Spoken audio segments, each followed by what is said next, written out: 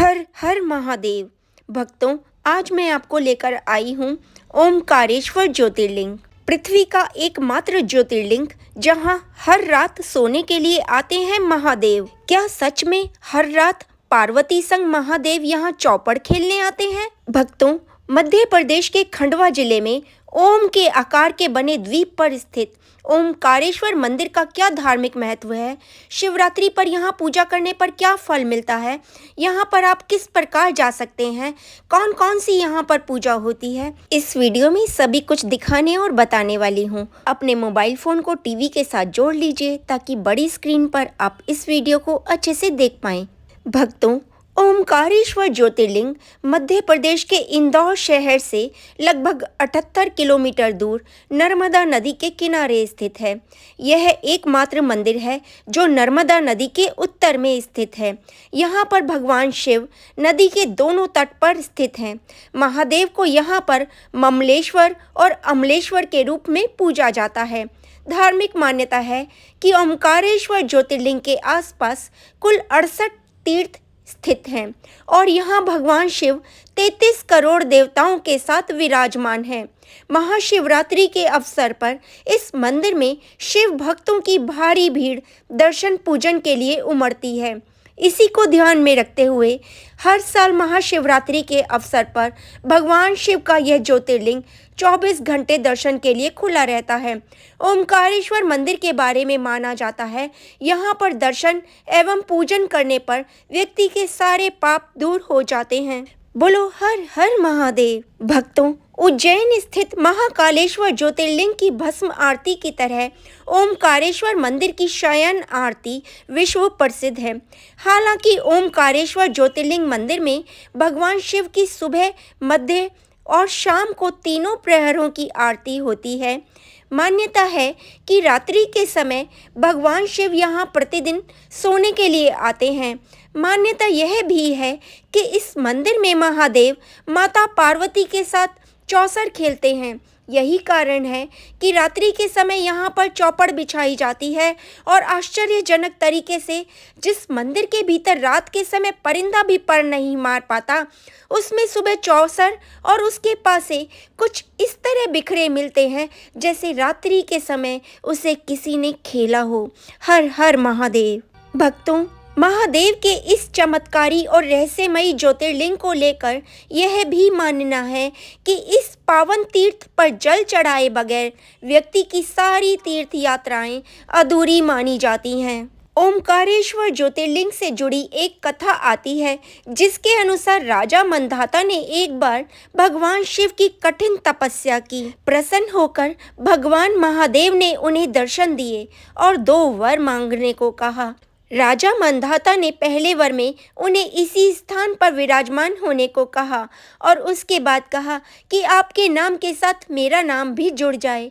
मान्यता है कि तभी से भगवान शिव यहाँ पर विराजमान हैं और लोग इस क्षेत्र को मंधाता के नाम से जानते हैं। हर हर महादेव।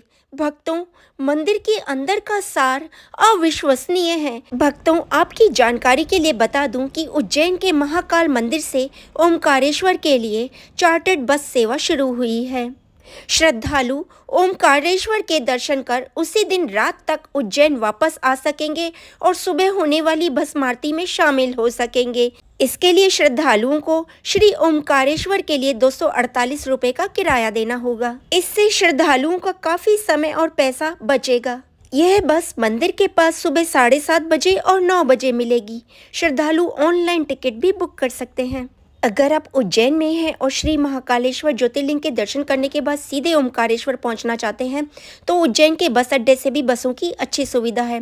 उज्जैन से ओमकारेश्वर की लगभग 140 किलोमीटर की दूरी आपको बस में 170 रुपये के किराए में पूरी हो जाती है। अगर आप इंदौर रेलवे स्टेशन उतरते हैं और यहाँ से आधा किलोमीटर दूर सरवटे नाम के बस अड्डे पर पहुँचते हैं तो सरवटे बस अड्डे से ओमकारेश्वर तक के लिए 90 रुपये का किराया लगता है। यहाँ से हर आधे आधे घंटे में सीधा ओमकारेश्वर के लिए बसें मिल जाती हैं जो कम से कम 2 से ढाई घंटे में ओमकारेश्वर बस अड्डे पर उतार देती हैं। और अगर आप यहाँ से सीधे कार या टैक्सी के द्वारा जाना चाहें तो इसका किराया 2500 रुपये तक लग जाता है। इसके अलावा अगर आप खंडवा की तरफ से आ रहे हैं तो खंडवा से भी यहाँ रेलवे या फिर बस के द्वारा ओमकारेश्वर पहुँच सकते हैं। खंडवा के बस अड्डे से ओमकारेश्वर की दूरी लगभग 70 किलोमीटर है। यहाँ के लिए भी आपको सीधी बस मिल जाती है। आप चाहे बस से आ रहे हों या फिर टैक्सी से, आपको किसी भी भाग से यहाँ आने पर ओमकारेश्वर बस अड्डे पर ही उतरना होता है और ओमकारेश्वर बस अड्डे से मंदिर की दूरी 1.5 किलोमीटर की है। बस अड्डे से आपको लोकल ऑटो में 10 रुपये एक सवारी के किराए के हिसाब से नर्मदा नदी के किनारे पर जाना होता है।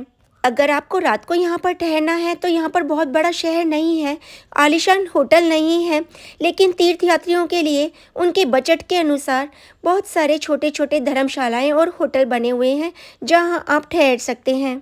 श्री गजानन महाराज संस्थान ऐसे स्थान पर बना हुआ है जहां से ओमकारेश्वर के सारे प्रमुख मंदिर नज़दीक हैं।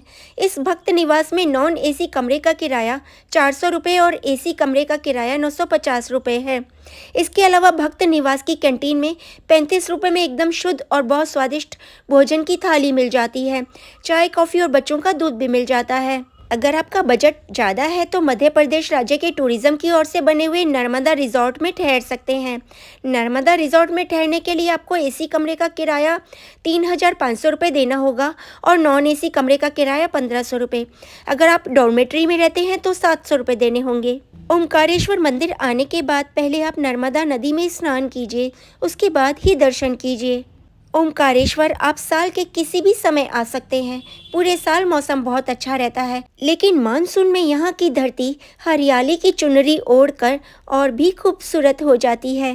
भक्तों, अगर आप ओमकारेश्वर ज्योतिर्लिंग के दर्शन करने आते हैं तो ममलेश्वर ज्योतिर्लिंग के दर्शन भी करके जाएं। नदी के एक तरफ ओमकारेश्वर ज्योतिर्लिंग है और दूसरी तरफ ममलेश्वर ज्योतिर्लिंग। आप नाव में बैठकर 10 रुपये किराया देकर ममलेश्वर ज्योतिर्लिंग के दर्शन भी करके आइएगा। हर हर महादेव। नर्मदा नदी में स्नान, सारे पापों का अंत।